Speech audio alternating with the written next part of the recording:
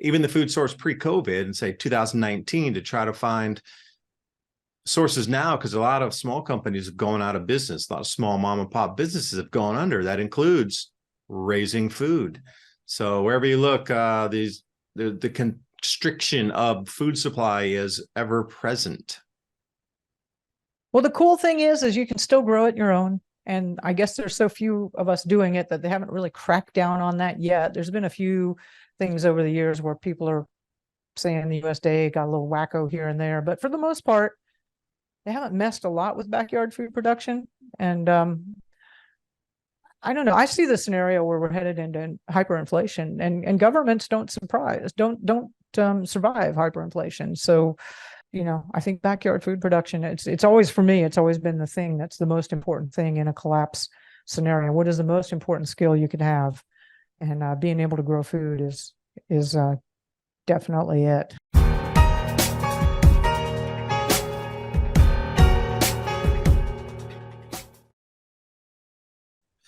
And good afternoon, everyone. Thanks for stopping by with us for a minute. We're moving into now winter. So what can we do for our gardens? How can we keep our food moving forward production-wise? Our chickens have slowed down the laying of the eggs, so we're trying to adjust with that. Also, soil building, we're going to be trying to think about how to get the soils ready. We've moved a bunch of compost and stuff today into our beds earlier this morning. Marjory Wildcraft's with me from the Grow Network again. I said we're going to be coming on a couple times a month to talk about something to keep our food growing sovereignty also in hand here, for a better term. So Marjory, appreciate you coming back again. It was just a month ago. People love the conversation, and it's been the slow motion train wreck since we even did last time. We said this whole war thing's gonna be trickling as the defense contractors keep milking. Speaking of cows, cash cow, right? So yeah, right. Oh my gosh, yeah, and they're just progressing along. So I got to address one of the obvious things. I was doing a pineal gland meditation last week, and then right after I got done with the meditation, I accidentally hit my head on the corner of my desk, and I get like it hit me right there in the pineal gland. So I'm like, oh my God. If you're looking for a sign, well, there you go. I know, right? Okay, maybe not. By the way, meditation is hugely important. I find, to keep grounded, like we are in some bizarro times, and I find that daily practice so invaluable for having me stop, chill out. There's something way beyond all the physical stuff that's going on that I want to stay in touch with, and it's so good. But and I'll let you be careful, but the pineal gland ones. Well, I can definitely agree with that. We have to ground ourselves. You have to find something that you're really into. And, since you're here, I got these little kind of booklets here because we were thinking of getting our grapes ready now because we got a fair few grapevines up and down our fence line. So I'm not suggesting this. I'm just saying, for me, it's time to get in and putting our hands in the soils. And even though it might be cold a little bit, take the shoes off, be able to walk outside for a minute. The daytimes are still a little bit warm. It's not super freezing cold yet.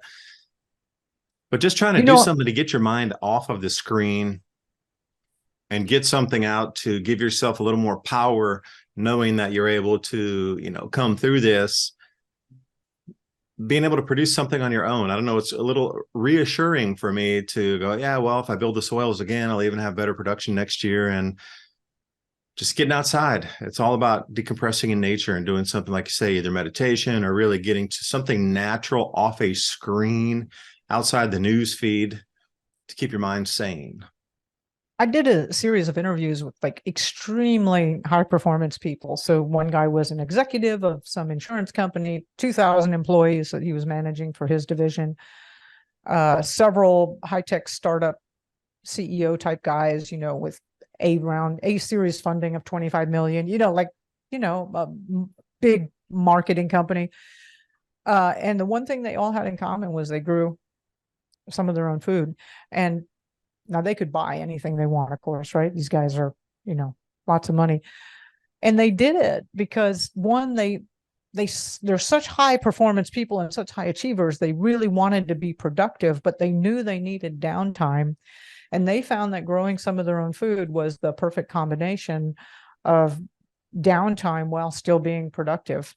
And they they said that was the best 30 minutes to an hour of their day, every day, was when they were out with the gardens or the chickens, or, harvesting or processing, whatever, something with their own food supply. Not to mention, they love the bragging rights, because there's so much that you can grow or produce that you cannot buy. Let me blast a couple headlines for you here. Okay, I got the first one. U.S. beef prices hit record highs. Nation's cattle herd expected to shrink through 2025. This is a Brazilian food processor, Marfrig Global Foods, and they talk about that. And then another one here. I couldn't believe I fell down on my chair. This comes off the Guardian of all things. Some ultra-processed foods are good for your health. Bread and cereals, which are heavily processed, reduce the risk of multimorbidity due to fiber content. And I remain speechless on that one.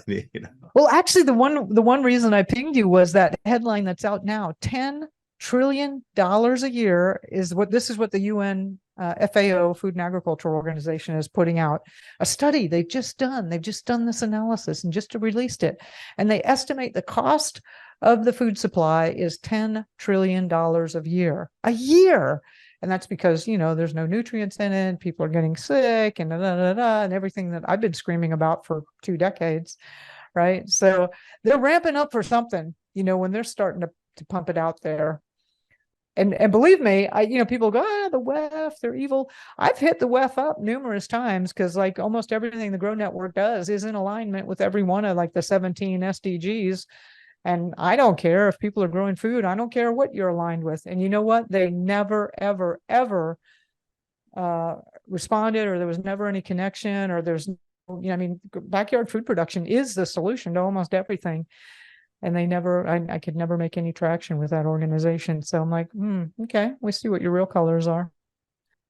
Right. If you were to try to include multi-camera angles and, passcodes to be able to access your garden based on a social credit score, they would have been all over you. But since you're like, grow it for free, let the world have free food, free the world, not a chance. Yeah. By the way, I've had in my own personal life, so behind me, I've just moved, and I was negotiating to buy a property, it's half acre, and I've been doing a lot of work on it. And then we're here's price, here's terms, we'll use this lawyer, we're negotiating, right? And I thought for sure I had it. And then at the last minute they said, nope, we're not selling it. And by the way, we're going to be back next week and you need to be out. And just, legally I could have fought that and stayed, but I did, they're coming. I don't want to, I just like, I did everything I could to stop them. And they were like, nope, we're coming. And I'm like, okay. So in 1 week, I found another property that's suitable, and I'm a prepper, right? I've got backup food, I've got weapons, I've got beans, I've got bullets, I've got band-aids, I've got tools, I got trade items, I've got livestock. And I found a place, got it under contract, packed everything up, and moved in 1 week. So I'm exhausted. I'm like, wow, if the world is going pretty crazy, I'm like right in it. I'm right in it. And so behind me, I've got all the box. I'm trying to get my office up and running. But did you have some people helping you for that? Again, that's sort of a community effort. Can you imagine trying to box up your house? I don't care how big your truck is, just how much stuff can you put in boxes and box up and move before your back goes, can we take a break? We need another cup of coffee, like. Yeah, oh yeah, believe me, we were buying coffee. So, one of the things and I've heard you mention this quite a few times, is so there are some farmers that I directly support, like this young biodynamic farming couple. They bought some acreage last year and they're going to get it going, and they don't have a house. And I said, they were living in a container and they couldn't move that one. I said, here's $5,000, go buy another container and set yourself up a house, right? Or they needed some, I said, here, I got a whole bunch of extra ducks, take these ducks, right? Because the slugs are eating their garden, right? And so when I called them up and I said, hey, I got to move, and they're like, we'll be there tomorrow morning at 5. And the same thing I do a lot in the community here we got a community garden going, and we host events. We host seed and plant swap parties every other month, and we host other things like composting workshops and things. So Yeah, I was really, really touched at how many people said, "Hey, I got a spare bedroom." I'm like, "You guys have no idea. A spare bedroom isn't going to even come close." But show up with a truck. Show up with a truck and some muscles. So yeah, I did. I had a lot of help. I was almost in tears in gratitude for the people that came out and supported me. But so, community is needing it. You never know when you're going to need it, right? You never know. So it was awesome. Well, that's a great point here. Now, most people are using it, boxing something up, putting books in a box, duct taping it shut or some kind of tape. Tell me about the animals. How do you move a large amount of animals? I mean, even just having a bunch of ducks and chickens to move. I mean, how do you get all that prepared? If you either had goats or you're moving animals, so this, level up on trying to move live creatures from one point to another point. Like, fill me in on that whole Yeah, movement my process. my main meat production are rabbits, and that's that I love them because they turn stuff that we don't eat, like grass and tree trimmings and bark and stuff, into fat and protein. And I have, and actually, maybe we can do a section on this sometime, and I'll get you some photos and things. I've got the rabbit tractors that I've built. They're 3 feet by 5 feet, and so like a buck will get one, and a breeding doe will get one. And I have a couple of empty ones that I fill up with babies once they get weaned, and I just drag it like every day. I move it like one segment every day, and they get fresh forage. I've also, at the last place I was at, I was planting all kinds of stuff that would be food for them. So comfrey, beans, gandules, moringa, all kinds of plants that would be additional food for them. And I really want to develop a diet for them where I don't have to feed them any pellets. So right now I'm giving them a combination of pellets and whatever grass that, whatever forage is on the ground now. But I ultimately, it's actually ultimately going to be fairly easy to create the whole diet for them. So yeah, that was a thing, put the rabbits in a little travel cage, move their homes, the little town homes for the rabbits. And uh, one of my best investments was a little 5x8 trailer that you get from like Harbor Freight or something like that. And, you know, a whole bunch of tie downs. Hey, I got to tell you, it's starting to become Christmas time. The best thing for a prepper is to go in early December to Home Depot. Oh my God, they have so many sales. They have so many of these 9.97. You can get this and that and the other, and like those strap tie down things. I don't know how they build those. I don't know how they make those, manufacture them, and ship them to the United States for $10, right? And there's a set of four of them, right? Those tie down things are just so useful for everything. So anyway, yeah, I moved all the livestock, and as I said, I couldn't catch all the ducks, so we left some. And I said, "Hey, you guys got ducks now." And then I gave the rest to my farming friends. Had an old dog kennel. We shoved which is way better than the Puerto Rican way. They normally take a duck and they shove it in a plastic feed bag, and that's how they move them. I'm like, no, I'm not going to do that. And they're great. They got a big area, and they're in a place that's a little more moisture, so they have slugs and stuff. And I said, well, here's the deal. I'll give you all these ducks. I think I gave them 10 of them.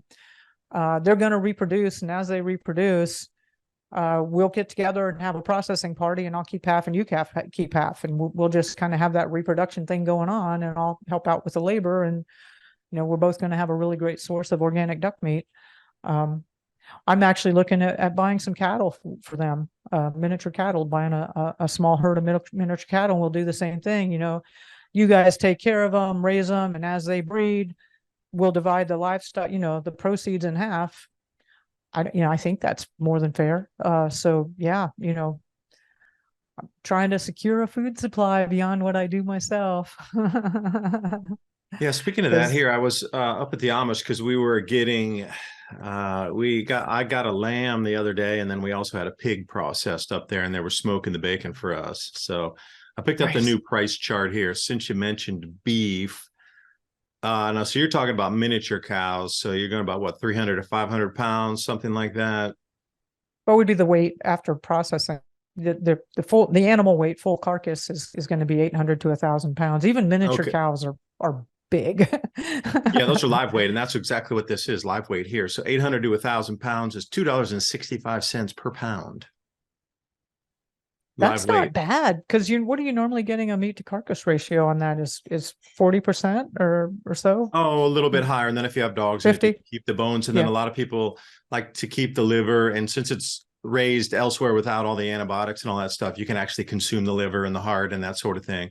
So the tripe, is a delicacy for a lot of people. So if you're looking at weight, which Americans would probably throw everything away from all the innards, they throw all the organs away, all the organ meat, and they probably take all the bones away. So yeah, you'd probably be at 50% or a little bit under, but if you're able to keep all the, like I say, the goodness with all the nutrients in it, you're looking at a good Yeah. 60-65%. And then if you keep the bones for your dogs, far higher on the weight, probably Oh, 30% heck. wastage. So you get about 70% of the animal weight on that.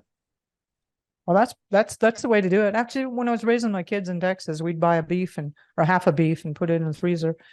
I was just talking to I've just picked up like 50 pounds of there's not a lot of real high quality meat here in Puerto Rico, surprisingly, like injections for antibiotics and everything. We found some clean meat sources. And I say, hey, I would love to get the sweet. I bought the livers, I bought the hearts, and I said, hey, I love the sweetbreads, which I think is the thymus. And they said, oh, we can't give you those. It's some USDA processing thing. We can't sell those. And I'm like, what? What do you mean? What do you mean about that? Like, come on.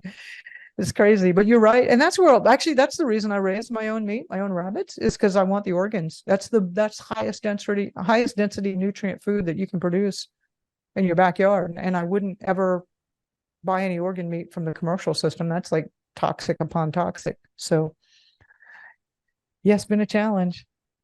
Yeah, because when we got our lamb also, it was about 105 pounds or so. Jonathan, one of the Amish guys down there, was showing me the difference in the livers and how incredibly clean and just smoothly pure with that really dark, iron color into it, not a single blemish on it. And he's like, I want you to go to the supermarket and I want you to look at every liver that's out in the case there. They're going to be pale. They're going to have dots on them. And that's just all from everything that's required for it to make it through a USDA processing facility. But he's like, that's the difference in just what you'll see here with our lamb. And he's like, do it for everything. Do it for the pig, do it for the cow, whatever you look. Take a look at the livers, because the liver is the thing that will determine how clean that meat source is. And clean meats are harder and harder to come by. That's the whole thing. I mean, clean eggs also. You go through, and unless they're stamped, washed, and those chickens have everything under the sun given to them from the first day, put into their bodies, then they're just not going to be able to pass facility tests. So, that's a World Yeah. Economic Forum next check the box thing, is everything's got to be processed or come through a factory. Well, stepping outside that, again, you can start to see that noose is ever so, slowly tightening around compared to even the food source pre-COVID and say 2019, to try to find sources now, because a lot of small companies have gone out of business. A lot of small mom and pop businesses have gone under. That includes raising food. So wherever you look, the constriction of food supply is ever present.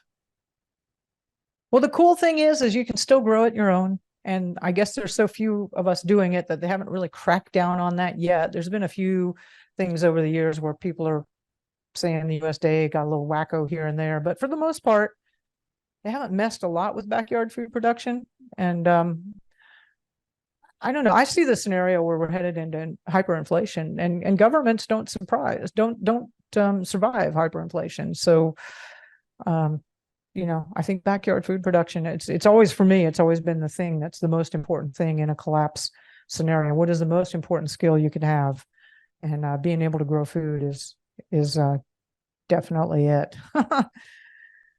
Yeah, because we talked to some people from Venezuela. My neighbor brought them over for dinner, and we had a chance to sit down and actually speak with somebody. Now, they were about, say, 16, 18 when they left Venezuela, and they're in their 40s now. So it was 20 years ago, approximately. And those were the kind of things that were talked about, is what disappeared first in the stores. Anything that you couldn't cook from scratch was the first thing that disappeared in the stores. And at that point, then farmers kept growing food. The police didn't really hassle them, although the police required bribes to get food from the farm into the markets inside. No, they followed everywhere. They sat on every road knowing which days markets would be, and the police were just incredibly corrupt. Asked Wow. for a percentage of either the food itself to be able to allow you to pass that roadblock to get into the city, whatever town or city it was. But generally, I'm just going to say generally, they were left alone because the police understood they were going to get a cut of whatever was grown out there. Let the others do the work Oh, for you, give them some protection, and a predominant amount were literally left alone to produce the food for everybody else. Now I'm even thinking about, wow. And then we started to ask about what was traded, and everything was traded, gold, silver, jewelry, tools. Money didn't really mean as much because it was going into a hyperinflationary event. So anything else turned to the screw to get one good traded for another, one good bought for another.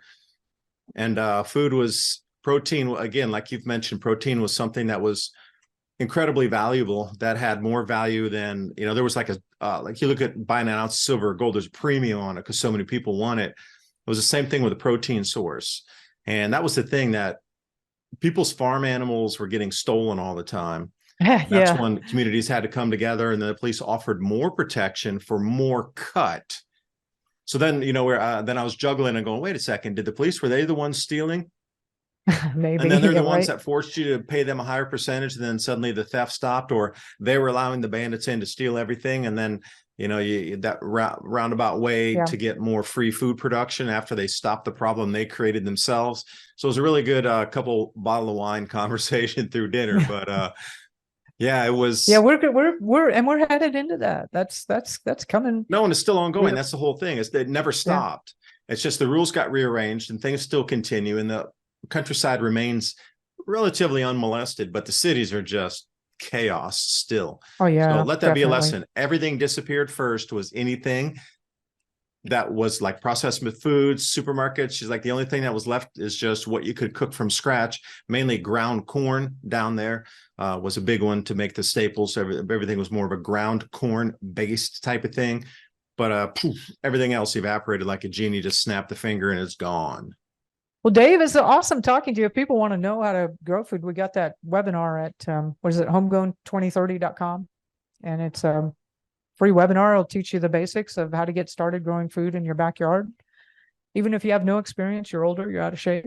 And it's the distillation of, gosh, 15 or 20 years looking at like what's the fastest, easiest, and funnest ways for somebody to be able to start growing food, especially in a grid down situation. So anyway, it's a good conversation. We're going to have to do it again.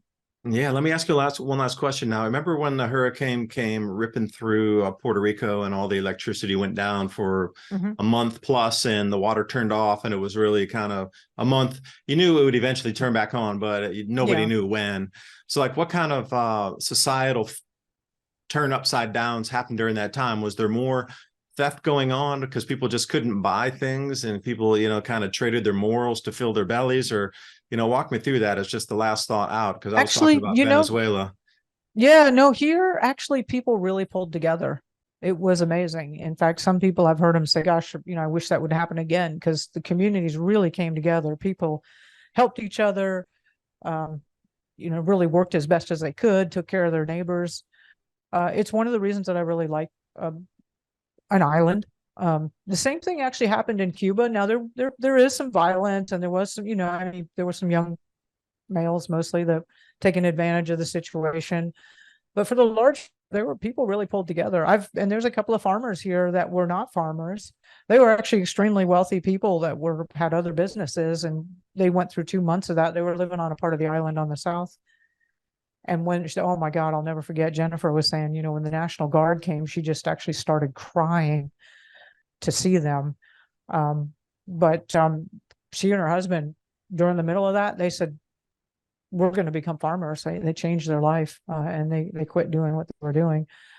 For the most part, things went well. And I see that a lot in smaller communities. That's why I really recommend people get into a smaller community. Find a smaller community far out from a major city.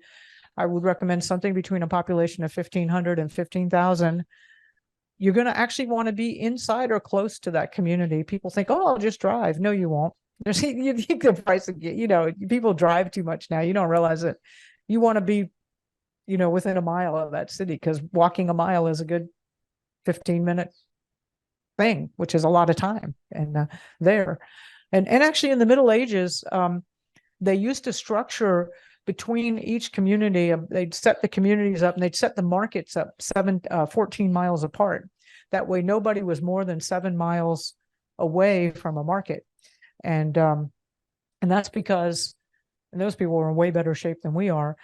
A 7-mile walk, you could do that early in the morning, get to town, transact your business, and go home again. But 7 miles was the longest distance anybody ever wanted to be out of town. I saw the same thing up in the hill country, where there were a lot of German settlers. I'm sorry, the hill country of Texas. And they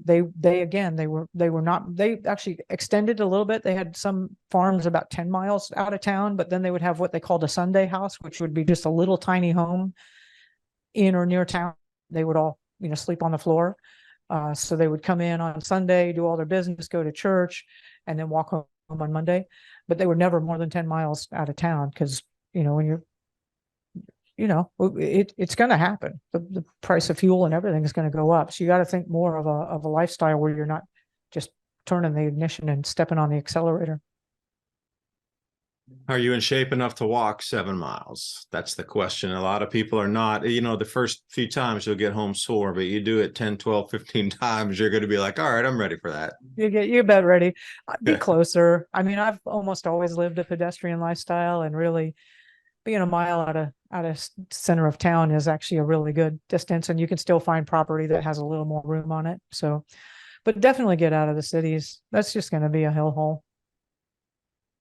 Anyway, it overlapped twice on stories on don't be in the city. Every time you tell the story, don't be in the city. Anyway, thanks for joining us. Hope you got something out of our conversation that can help you get prepared, because I know that something in the pit of the stomach is revolving around the planet. This just doesn't seem right. Even after COVID, it's even more. Something's even gone less right. So people are getting ready, and any bit of information that can help you do that, I'm glad that we have the time and the technology to bring you such ideas. So bye for now. Yeah.